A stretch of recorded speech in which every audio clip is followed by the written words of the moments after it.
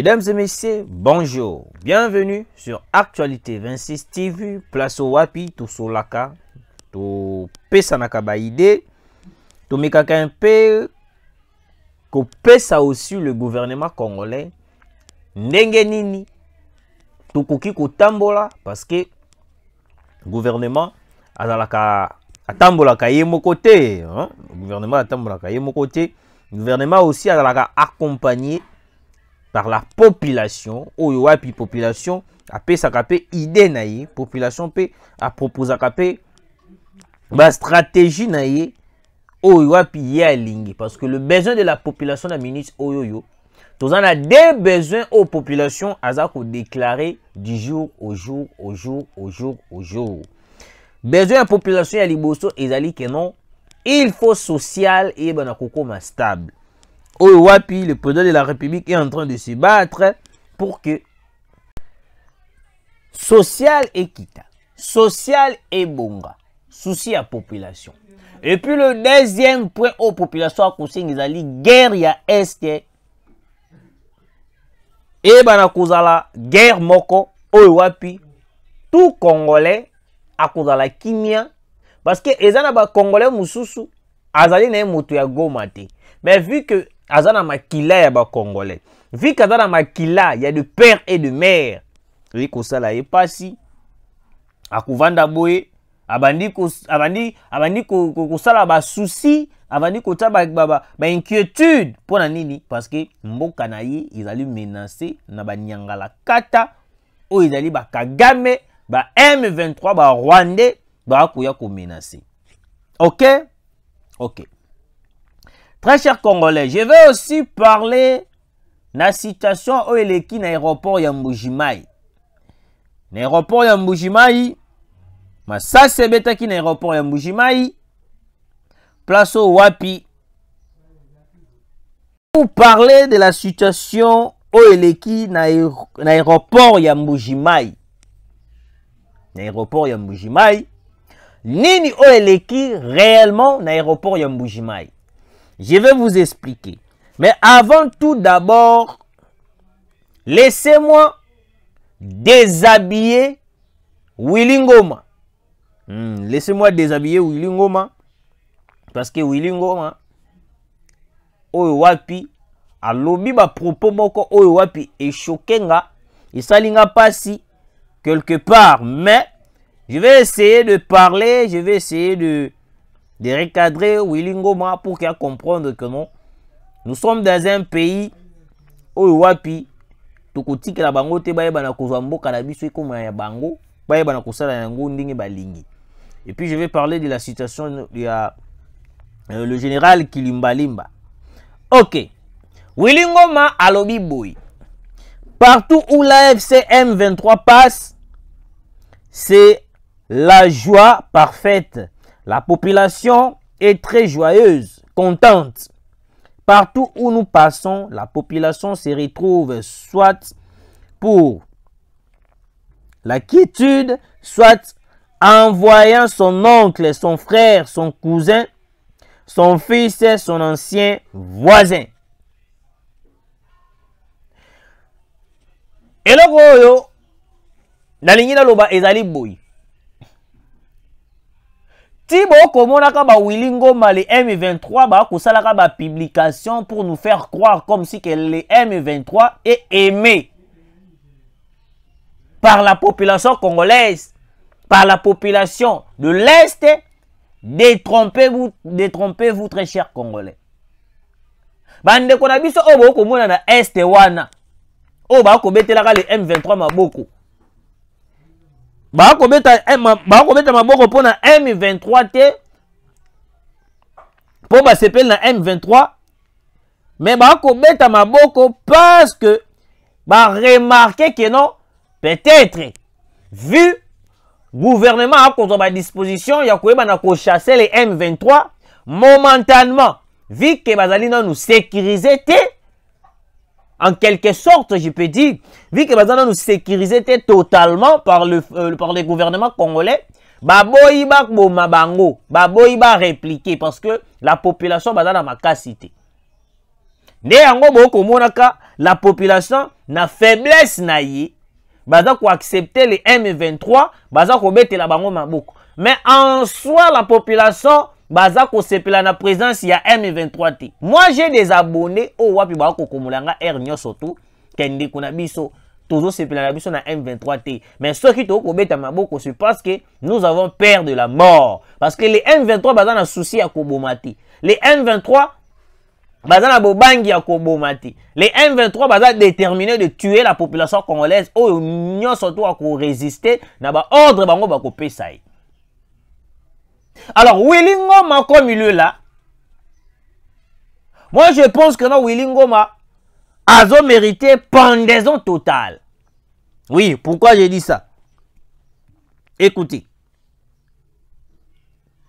Tito komonaka ba Rwandais baza ko infiltrer biso ba koti ba zui ba information na biso ba kei ba pesi yango le M23 ba pesi yango Paul Kagame et loko ko kamusanga. Pourquoi est-ce que les Congolais, les services de renseignement congolais, toko koma na niveau wana te, to zoape quelqu'un infiltré, to kotisi bango, to former bango, to tindi bango ba kende kozula biso ba information. Ba kei bazuli biso ba information ba ye na yango et puis to passer na acte directement ya kosala une opération d'enlèvement, to enlever ata ba Willy Ngoma wana ba Bertrand Bisimwa, ba Corneille Nangaa. Le gouvernement est capable. Il ne faut pas profiter de la faiblesse. Il ne faut pas profiter de la patience du gouvernement pour que vous ayez la déclaration en disant que notre peuple a la population congolaise et que c'est la M23 à Moukete. Corneille Nangaa outaki ko ebisa biso awa ke notre rébellion na ye AFC dali une rébellion congolaise.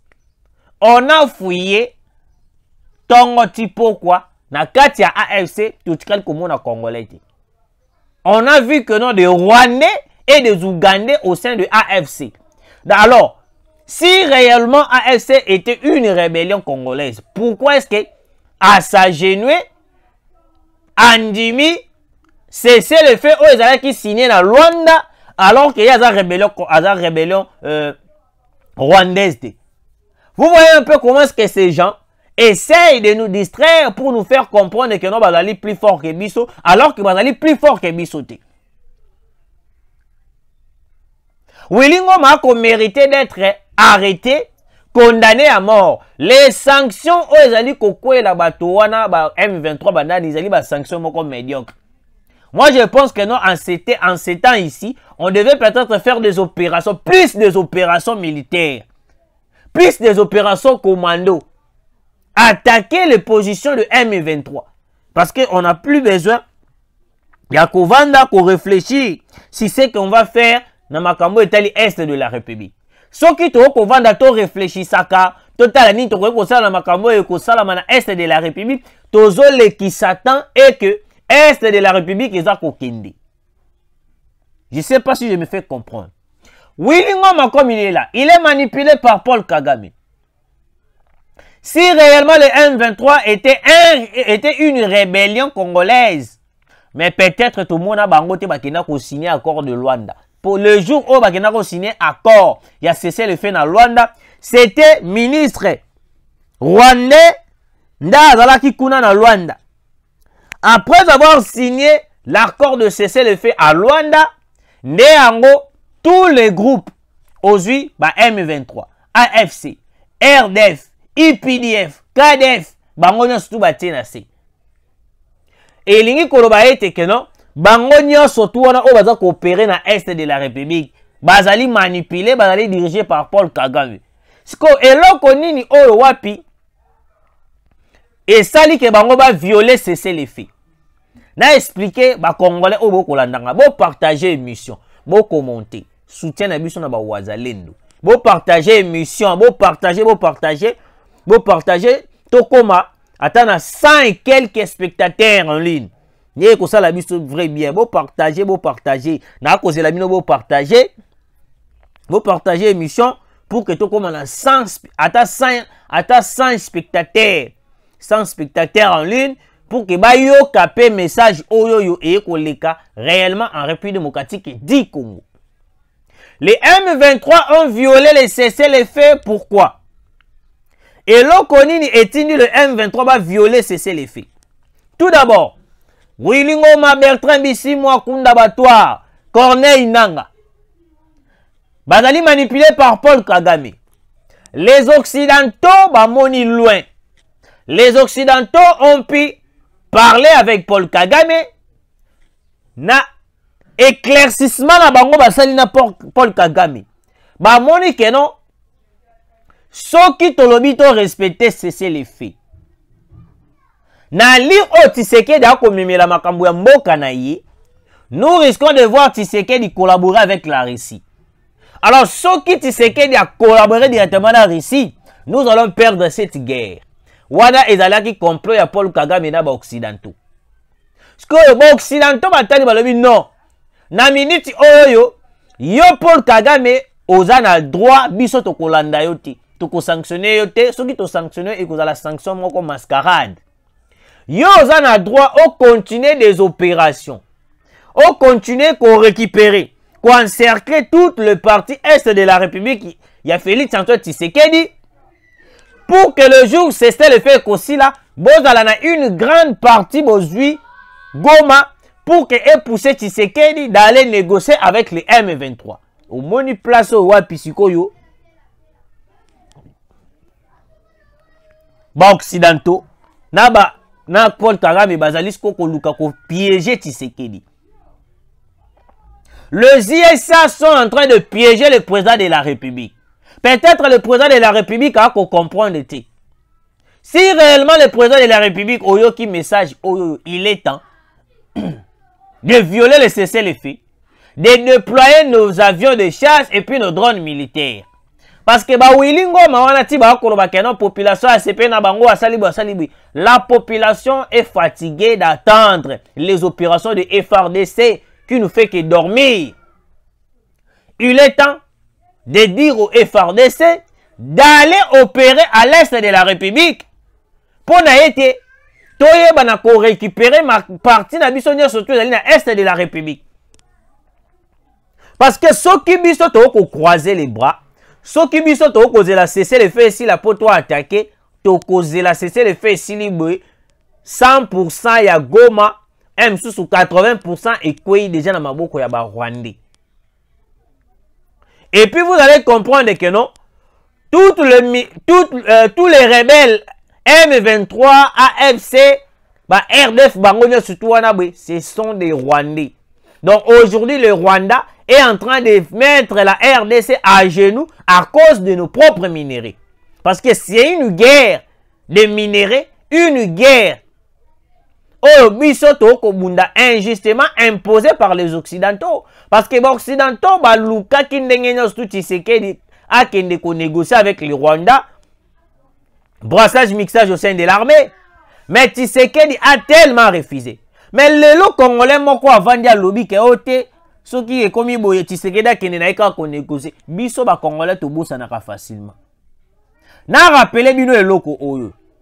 Dans ce pays, vous croyez trop aux paroles plutôt, des politiciens et vous ignorez leurs écrits.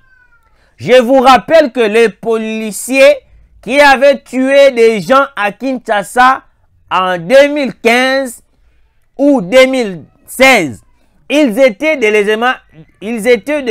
éléments du M23 que Kabila avait intégré dans nos services. Et dans la Congolais, peut-être à comprendre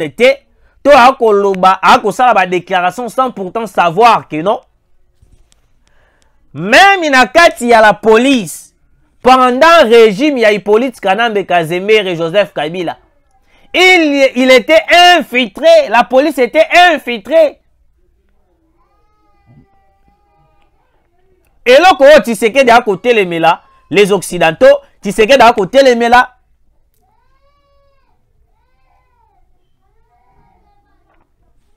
Infiltration, brassage, mixage. Et ils allaient les locaux. Oh, ils allaient que non. Même dans la police, n'a pas de infiltré. Même dans la poste et la souveraineté à l'État, Tokoko m'a infiltré.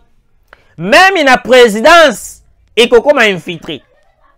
Parce que Kagame a kolukanini. akoma sikoyo nini kokonza sikoyo Tshisekedi kokonza pouvoir ya Félix Antoine Tshisekedi nde eloko basala na Joseph Kabila. Parce que vu que Joseph Kabila il n'était pas congolais de père et de mère, Joseph Kabila avait accepté la voie de brassage, mixage au sein de l'armée, même dans la police, dans ma poste de souveraineté à l'État, dans la présidence, même au sommet de l'État, il y avait l'infiltration totale. Obosana facilement makambo ya mboka na biso o Kabila asala biso lelo. Kabila avait accepté la voie de brassage et mixage dans la armée. Kabila avait infiltré le Congo na niveau beaucoup impossible. Tu vois comment on a Willy Ngoma ba glorifier kombo ya Joseph Kabila. Pourquoi? Ba yebi que non yende azali moto o wapi a soutenir kabango kubanda de 1 à 10.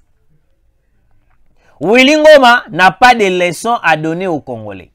Bertrand Bisimwa n'a pas de leçons à donner aux Congolais. Très chers abonnés, très chers Congolais au Bozali na Est de la République. Na minute oyoyo, le président de la République est en train de travailler pour des opérations très professionnelles au Est de la République pour récupérer toutes les entités prises par les M23. Parce que Kagame a kotikalaka jamais koyoka na voie ya accusation. Patrick Mouya a évité de nous faire de choses, de nous dire des paroles qui ne rassurent pas la population. Na minute oyoyo, le président de la République a droit d'ordonner immédiatement à l'armée congolaise d'attaquer Kigali. Pas d'attaquer les M23, mais d'attaquer Kigali. Parce que la personne qui est les M23, M23 en réalité n'est pas le peuple Bertrand Bisimwa ni Corneille Nangaa ni Willy Ngoma. Willy Ngoma bazali ba marionnette dirigée par Paul Kagame. En réalité, le M23 c'est Paul Kagame. Pour vous faire comprendre que non, les M23 là que vous voyez là, ceux qui botali bango bien, ba bilongi ya ba Rwandais na ba Ougandais. Ti lelo ndenge gouvernement congolais a comprendre que l'Ouganda est complice na guerre ya Est. Et ko sala biso passe et ko tangisa biso déformant ya misu, er moko ko pesa biso kanda. Oui, et ko pesa biso kanda. Parce que comment est-ce que le gouvernement est censé d'écouter la population qui est à l'Est, on va dénoncer complicité à Ouganda, mais le même gouvernement Aza kokote la nae l'Ouganda. Quelle relation au biso tokozanango na Ouganda alors que l'Ouganda est complice avec le Rwanda? Quelle relation tokozanango na Angola alors que l'Angola aussi a été complice dans Kacha Makambo Nyosoto. Dernièrement, on avait vu des publications, des révélations sorties dans plusieurs chaînes. Comment est-ce que l'Angola a pu laisser nous infiltrer les Rwanda va côté la biso na nini au comment na frontière ya nini ya o va bien gagner lufu. Ba côté la biso et belé ba Rwanda ba côté la biso ba infiltrer biso te ceux qui te dénoncent qui te mais lelo peut-être tonga to quand même sous Congo central tombé et comment qui tient à niveau ya ba camp militaire eux qui na Matadi ba Rwandais ba côté qui est belé ba komiko niata ba Congolais na ba Congolaise lokola ba kayansa et puis moto moko akolala la muki bu alobi ke note boutique la biso président angolais la biso azali na innocent azali bu voilà to benga bango ba inconscient politique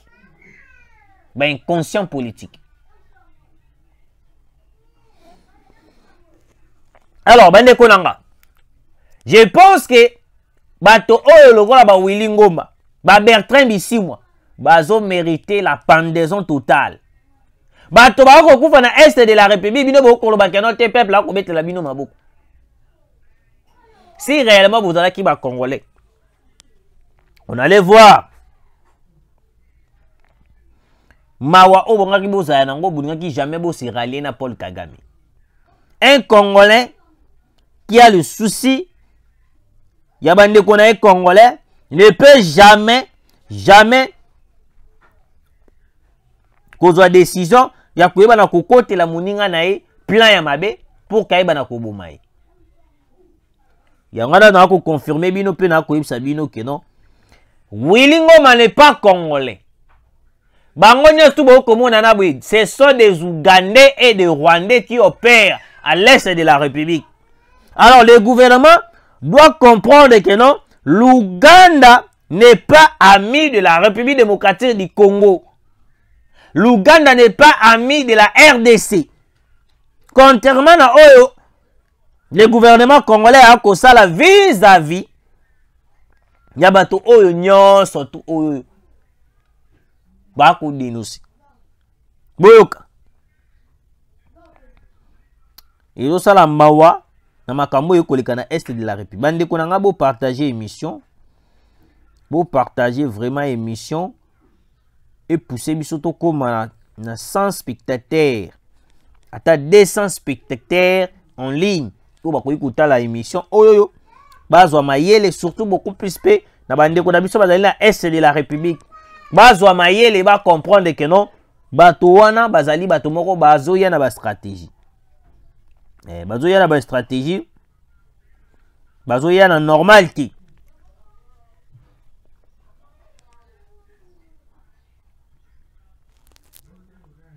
Bazan un plan contre la République démocratique du Congo. Plan na bango ezali Congo ezala balkanisé. Congo ebala kokende. Congo ezala manipulé. Des soucis na bango. Plan na bango yangwana. Boyoka siko. Je ferme la parenthèse. Après la chute de nouvelles localités stratégiques en violation du cessez-le-feu signé à Luanda le 30 juillet 2024, la population est en colère et exige des sanctions offensives pour reprendre les espaces perdus. Population tellement en colère na minute oyo na Goma. Les activités socio-économiques ont été fortement perturbées ce lundi matin dans plusieurs quartiers de Goma. De jeunes manifestants ont érigé des barricades dans les quartiers de Katoi, Majengo et Kasika. Ils dénoncent une montée alarmante de la criminalité dans la ville et accusent les forces de l'ordre incapacité à assurer la sécurité de la population. Les manifestants réclament de mesures urgentes de la part des autorités de l'état de siège pour mettre fin à cette situation préoccupante. Ok? Ok. Nae awawa. Bandeko Nabiso. Congolais de père et de mère. La situation est à Kobeba lisusu makasi na Goma. Malgré l'appui de Wazalendo, on devait avoir l'appui très professionnel de l'armée congolaise. Parce que il y avait de matériel sophistiqué, armée à somba qui pour notre bunda na banyangala kata wana na est de la République. Mais la chose étonnante c'est que non, to komi na niveau moko boye ba matériel wana ils a coopéré le sous-souté. Moko Nzamboka Félix Antoine Tshisekedi. Na moment oyoyo toza sous na tente to banda kotala ka ba cesser les faits, je le répète dans toutes mes émissions. Et qu'on melanga la monotonie na banda ko rappeler au monsieur le président de la République. On doit passer à une étape nous. Il faut to lobby pe to leki na étape wana. Toza na besoin to lobby mais to kozonga na étape wana. On a besoin de parler, to lobby, et puis to changer étape, to comme une étape. Alors, étape auto ko senga na yo mokonza mboka. vous devez violer le cessez-le-feu imposé na ba occidentaux des États-Unis et puis na oyo ya Rwanda. Deuxième chose, il faut déployer les Sukhoi 25 et puis de drones militaires na ba véhicules blindés surtout pour récupérer toutes les localités, les cités prises par les M23. Si nous continuons avec cette allure d'observer le cessez-le-feu, beaucoup pesanga raison, très cher Congolais. Beaucoup mission oyoyo. Le 5 août 2024, beaucoup pesanga raison, je vous dis. Beaucoup pesanga raison. On va perdre Goma. Et puis le monde entier va se moquer de nous. Monsieur le Président. Ceux qui ont continué à lire, de regarder, d'observer le cessez-le-feu, nous allons perdre Goma. Et puis Goma sera balkanisé. Et puis le monde entier va se moquer de nous. Pourquoi? Parce qu'un petit pays comme le Rwanda, qui n'a pas la capacité de la République démocratique du Congo, a bêti RDC. Comment est-ce que le pays comme le Rwanda peut aujourd'hui s'imposer? Même si Azan a appuyé à l'Occidentaux. Même si Azan a appuyé à Ndenge. Quel que soit l'appui des Occidentaux et pas à Rwanda. On a des matériels capables de bombarder Kigali, de bombarder Gisenyi, de bombarder Rwanda Mobimba. Mais pourquoi on n'arrive pas à bombarder Kigali? On a peur de quoi? Ceux qui bango ba ko boma biso to ko kufa biso to ko ka mawa ya ko boma ba Rwandais ya ko beta bombe boma ba Rwandais tolo ba kairo nyoswa. La guerre ne se négocie jamais. Ba négociaka guerre te. La guerre ba bundaka. O mona wapi na mboka nini guerre ba kei ko négocier yango. Moto akenaka ko négocier guerre azalaka faible. Ndenge moko na Joseph Kabila. Il était tellement faible. Akendaki tina Rwanda ko kene ko négocier parce qu'il se sentait déjà faible. Kabila n'avait pas le pouvoir de combattre les M23 parce que Kabila lui-même il était rwandais, il était tanzanien, il était étranger qui dirigeait le Congo. Des soucis à l'Occidentaux et à Rwanda. Les Occidentaux, balukaka toujours moutouazala étranger pour que non ba manipuler bien. Yango moni ba proposer la biso Moïse Katumbi. Ba sala nyo surtout ba proposer la biso Moïse Katumbi, ba proposer la biso Moïse Katumbi o azali zambien juif. Ba yeli susu ba teli biso deuxième proposition, ba teli biso Martin Fayulu, un Sénégalais. Pona bango ba étranger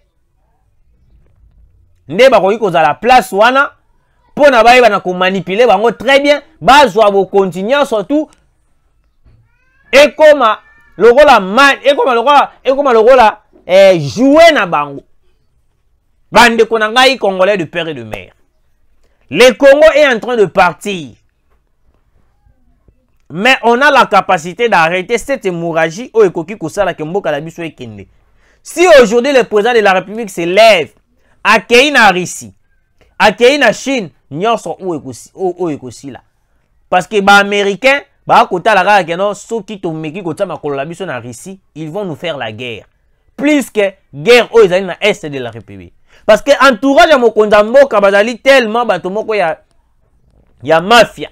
Bazali bato oyo ba ko luka mbongo. Il suffit bazwa circuit moko oyo ba occidentaux ba pesi bango passe, ils vont assassiner le président de la République. Yango omoni mokonza mboka avant de se rendre en Russie.